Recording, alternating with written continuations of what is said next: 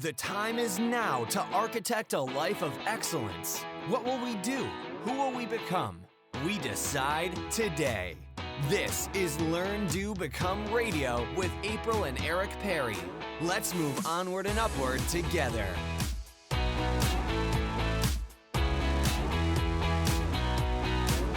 Hello and welcome to episode 49 of Learn, Do, Become Radio. I'm April Perry, and here at Learn, Do, Become, we want each of us to be able to architect a life of excellence. We help people who are drowning in the details of life to develop very simple systems so they can do what matters most. And today we're talking about how to make the Marie Kondo decluttering method happen. All of the links and ideas that we share in today's podcast will be located on our website, so you can go find them at learndobecome.com/episode 49. Let's go ahead and dive right in. Now, the world has become enchanted over the past several years by Marie Kondo's beautiful book, The Life-Changing Magic of Tidying Up, and her Netflix series that flooded thrift stores with clothing, toys, dishes, and pretty much everything else when declutterers worldwide started following her example and tossing everything that didn't spark joy. And that's a phrase that our family has adopted. Does it spark joy? And that's what we keep. Now, if you have wanted to do likewise in your home or your office, and you want to create a peaceful, calm, organized space in which you and your family and loved ones can live, but you feel like it's too overwhelming, or you don't have the time, or that you'd only be opening Pandora's box by dealing with all of your things, we are here for you. At Learn to Become, we help people to create STEP command centrals. Now, STEP stands for our program, Steps to Everyday Productivity. A command central basically is a seamless system that holds all the papers, tasks, projects, ideas, etc. that typically sit in piles. If you have piles around your office or on your desk, you're looking at them right now and you're thinking, yeah, I'd like to get rid of these. We help you to do that. Now, though it might seem like we do exactly what Marie Kondo does, where we have a lot of before and afters, showing a really messy room, and then it's a really beautiful room or desk or space, we actually create a very complementary system that works with her process. So I in no way feel like I'm in competition with Marie Kondo. I feel like we are soul sisters, and that when we take what she does best and then what we do best here at Learn to Become, that's how you can actually create a full, beautiful, decluttered life. They really work hand in hand. Now, our specialty is helping you organize your mind, because then you will be in a beautiful space full of mental clarity, and you can take care of the clutter in your life using whichever method that you most enjoy.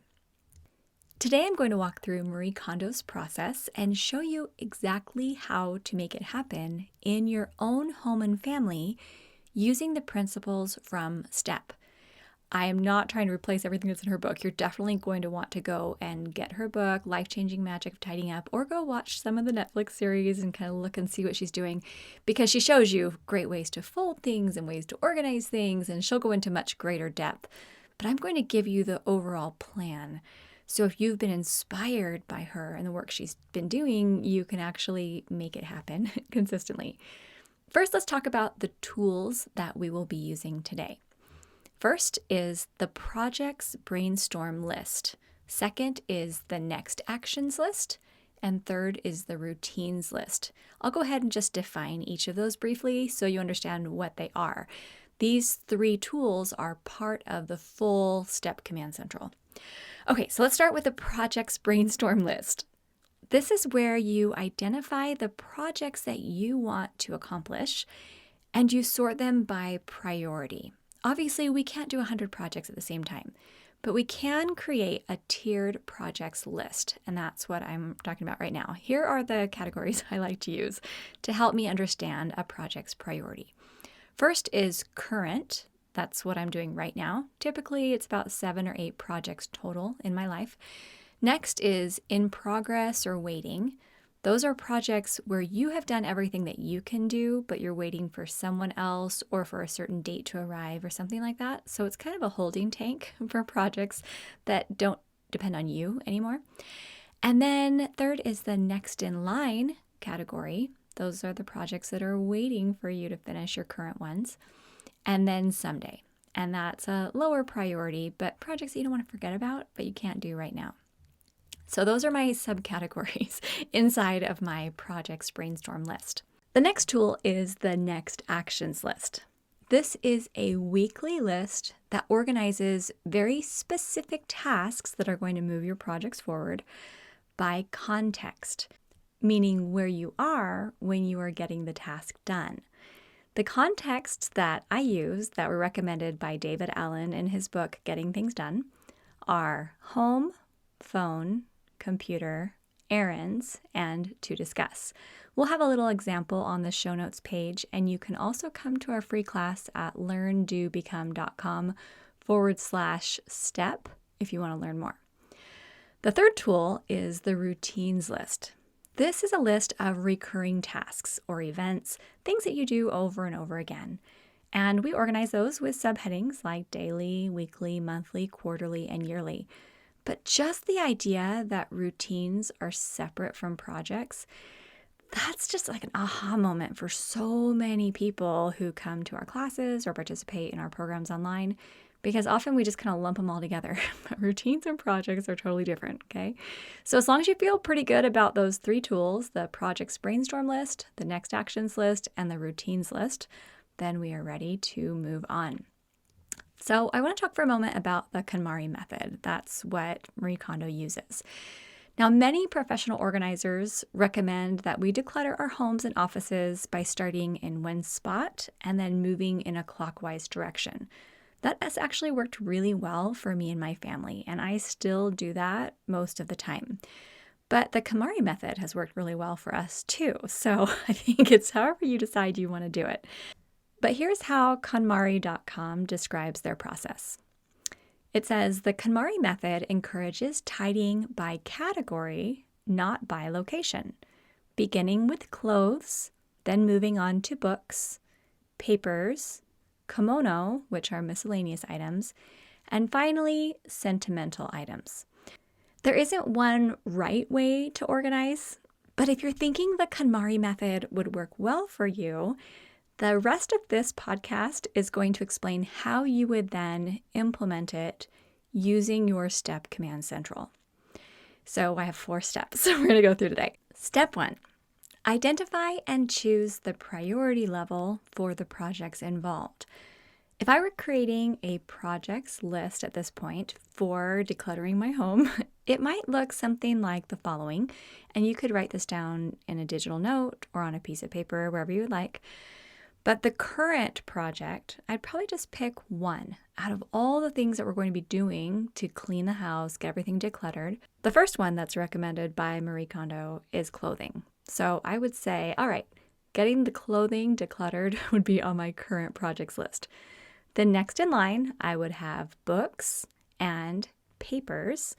Books, I do recommend the KonMari method. For papers, though, I would use the STEP system and build using a STEP Command Central. Then under someday, I would add kimono using KonMari method and the sentimental items also with the KonMari method. But here's a little more on what's written above, what I've outlined above. First of all, on that projects brainstorm list, I only wrote projects specific to tidying up.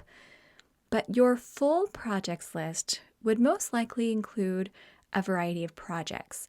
Those I would say are for your family, but you also have projects that are just for you, or projects in the beyond category, which I consider to be paid work or volunteer work, things outside your personal life and your family life. Now you can keep all projects together, so you can have one list. I actually do that. I have a whiteboard hanging in my office, and I have 7 or 8 projects written on that board for the month that include things for myself, for my family, and things in that beyond category for work or volunteer activities. Or you can keep your list totally separate. And you could have, here's my personal projects list, here's my family projects list, here's my work projects list. It can be however you would like, but you do want to know as you look at your month exactly which projects you're working on, so that when you get to the end of the month, you can feel that sense of completion and you can feel that momentum. And then as you identify projects you want to work on in the coming months, you feel more confidence.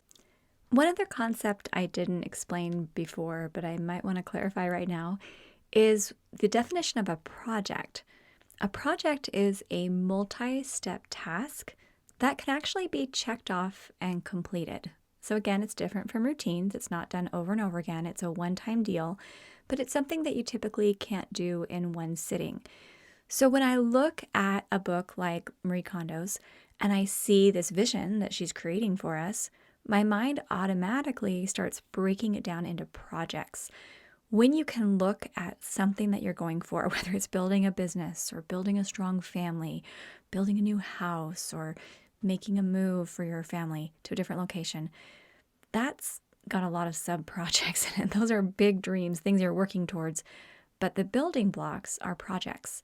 So when you can take what you're going for and learn how to break it down into the most basic building blocks, and then learn how to break those down even further into next actions and establishing routines and things like that, that's how you actually start building this forward movement in your life.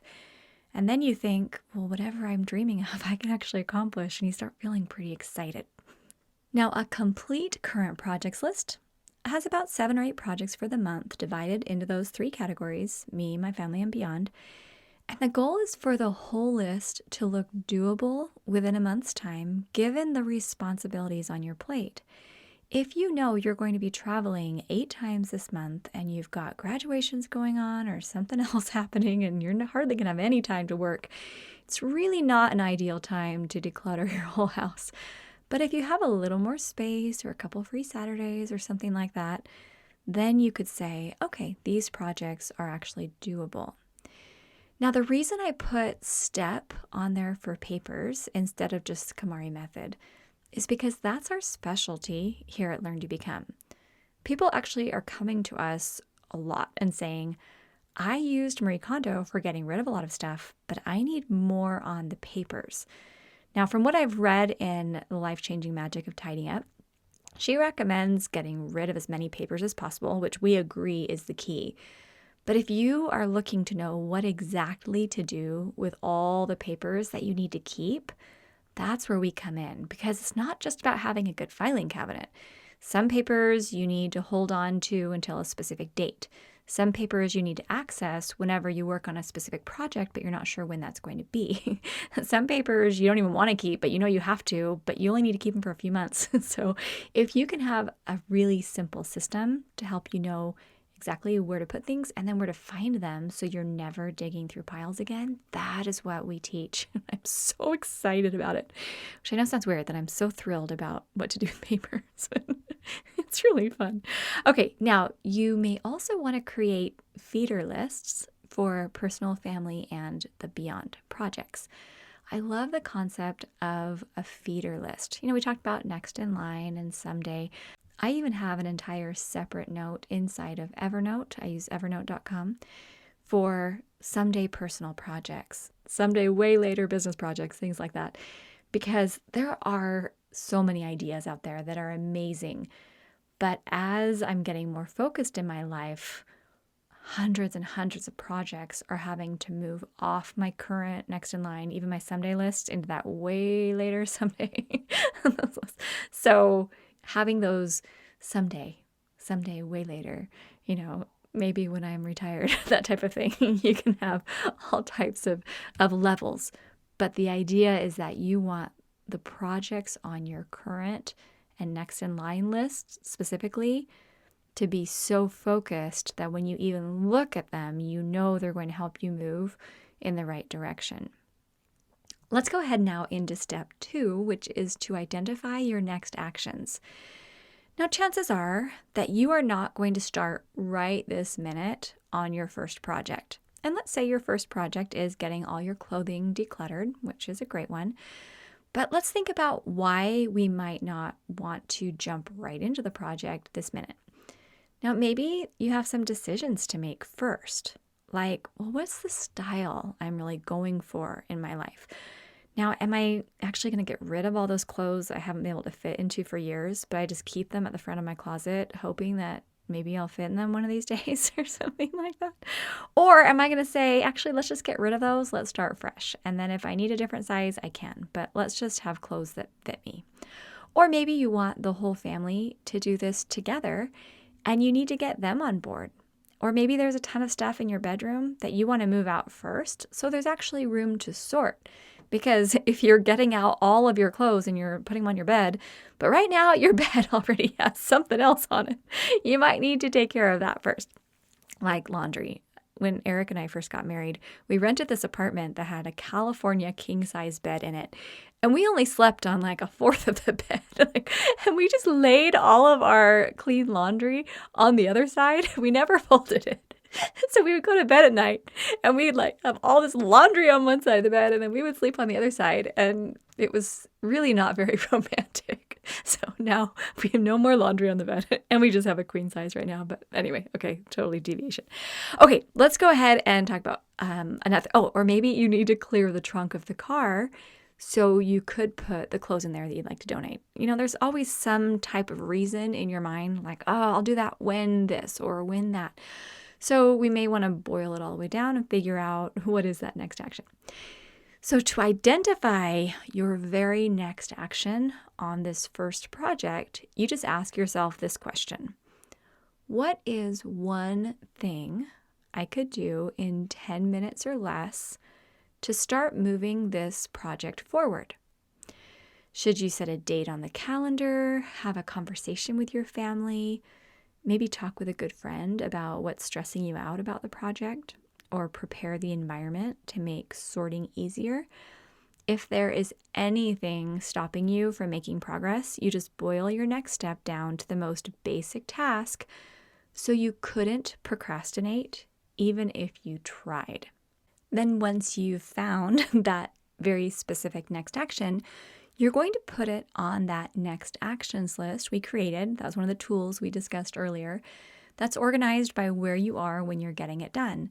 So if it's just setting a date on the calendar, maybe that's having a discussion with somebody and you can decide on that date. That would go in the to discuss category. Same thing with having a conversation with the family or talking with a good friend about what's stressing you out. Or maybe it could be a phone call. Hey, I'm going to call so-and-so. We're going to have this conversation. Put it on your phone call list. Or if it's something like, let's get the trunk of the car ready. That could be done when you're at home. So that would go in your home context. But when you've identified the very next step and you've written it on your list so you know where you're going to be when you're getting it done, now you're going to work from that list. Again, our free class will explain all about this and you can sign up on the show notes page. Let's go ahead into step 3, which is to use your next actions list and projects list to organize new ideas as you are decluttering.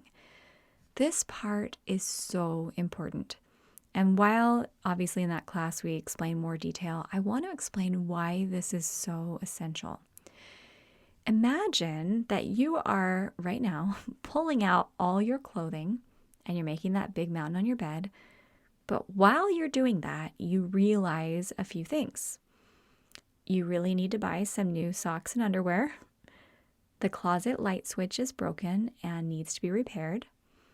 About 40 items need to be ironed.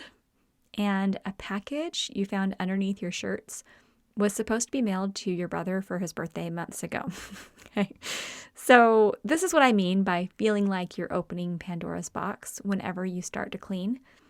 You are absolutely going to discover new tasks, projects, ideas, etc. as you go. And you need somewhere to put those things so they're not floating around in your head, because that is what causes your stress. When you have all these things floating around in your head and you don't know when you're going to do them, and then you beat yourself up for not getting them done, and then you go eat chocolate because you're so overwhelmed, right? So let me explain what we would do with those things. Buy socks and underwear would go on your errands list, for example. Repair the closet light switch might just go on your someday project list. Remember that projects list we talked about? That's a project. So you would put that where it belongs. Now, if it's a very important project, it could go on your current list or next in line list. But for me, that'd probably be a someday project list, but at least it's written down so you know as you assess all of your projects which ones are needed, and then you can easily prioritize. Then iron clothing could become a blocked out appointment on your calendar. Since you're in catch-up mode right now and probably need quite a bit of time to do it, you might not want to iron as you're doing this, or you might. But otherwise, it could go onto your routines list where you could say, if there's just a few things to iron, I need to make that more of a routine. You could say, all right, let's say I'm doing laundry every Thursday. Maybe I also do some ironing just once a month, and I could catch up with most of that. Then prepare a package for mailing could go on your home list, because let's say you already have that brown wrapping paper and packing tape ready in the basement. You have all the supplies you need. You just need, 10 minutes to take that package, get it wrapped, write the address on it and everything. So then you're ready to go put that in the car and add to your errands list run by the post office. See how fun that is, how it starts working?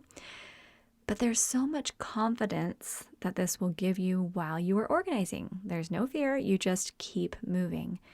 You can then sort through your clothing, keeping only that which sparks joy, and you can even fold everything the way Marie Kondo suggests. She's got all kinds of videos and fun things on her website. But that is where you feel thrilled with your progress, because now you've actually gotten rid of all that stuff that's weighing you down, but you also have a supportive system to be able to maintain what you've just done and keep it moving forward. And now we're ready to go into step 4.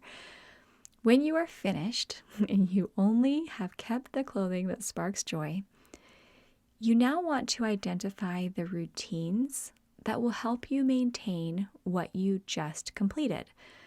This is another key that seriously makes me so happy, because I used to work for hours to clean my room.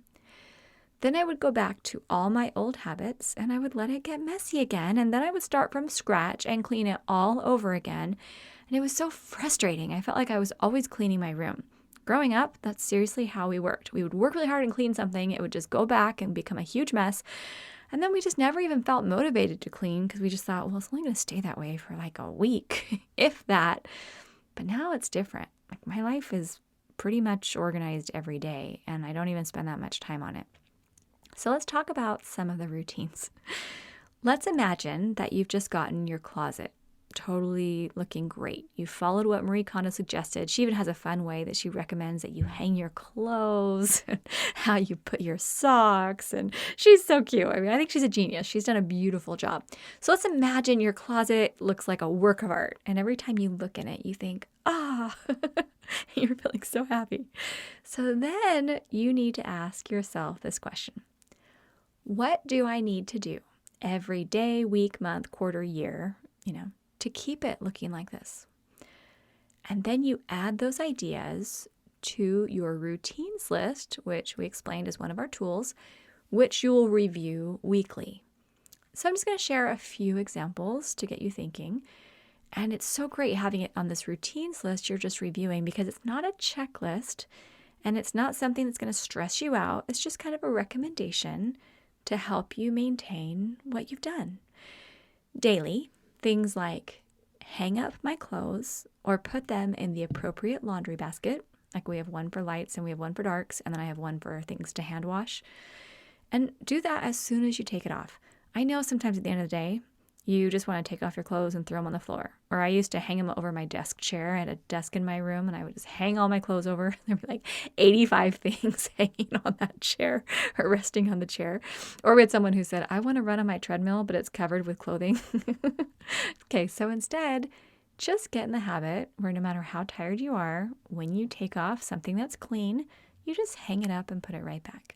And if you take off something that's dirty, you immediately put it into the sorted laundry basket. It is not hard. It seriously takes 2 seconds. And that's going to keep that mess, because I get it. I was helping my 11-year-old clean the other day. It's like a pair of shorts just in the corner of his room laying there. I'm like, what? How did these shorts just lay on the floor? How did this happen? Like, are these clean or are they dirty? He's like, I think they're dirty. Okay, why are they not in the laundry? Like, let's just do this. Let's not throw things in the corner, because then you have to double, triple, quadruple handle them, and you're digging through them and you're looking for something to wear. And I know, I remember I used to go in my room, be like, I need something to wear today.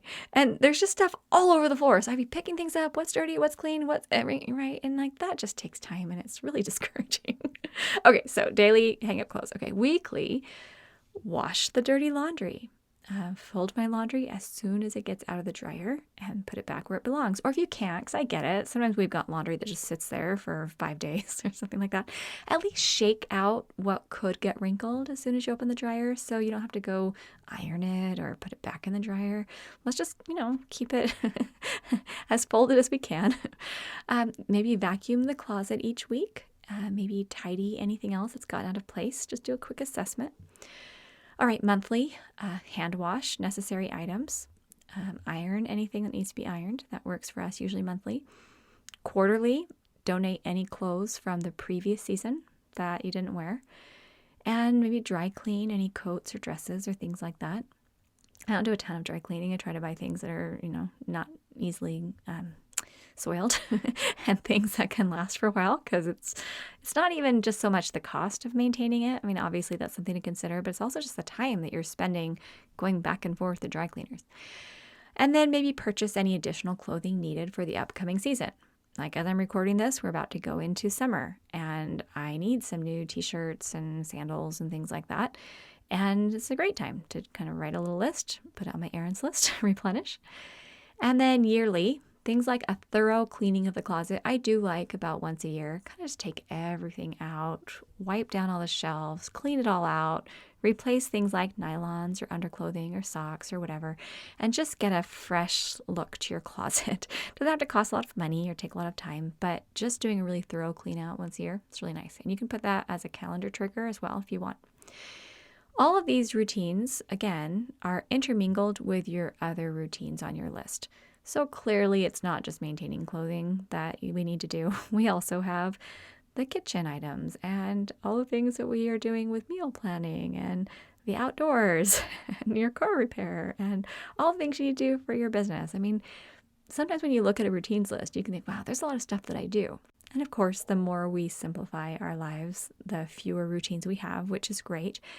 But if you are looking for a really simple digital way to organize routines, I really love asana.com. So it's asana.com.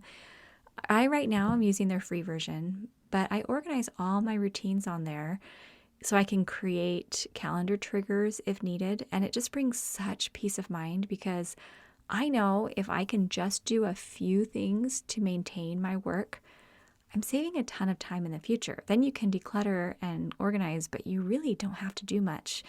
And it gives you a really nice base level of cleanliness that just feels good. Hey, I hope this has been helpful to you. Those 4 steps, really not that hard. But if you're thinking, I'm ready to spark joy in my whole life, how do I do this and how do I maintain it?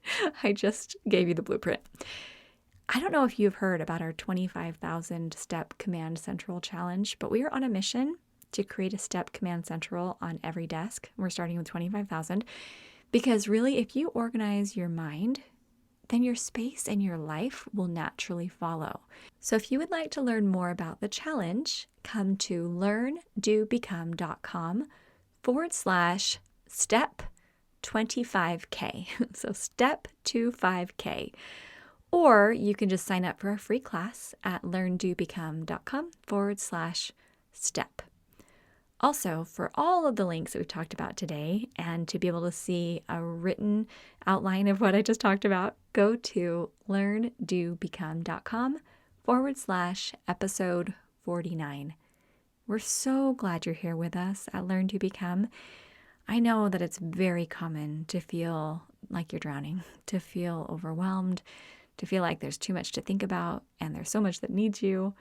But I promise you, when you get a solid, optimal Command Central in place, it will unlock the ability to be able to do pretty much anything that you need to do. I'm so, so grateful for this community.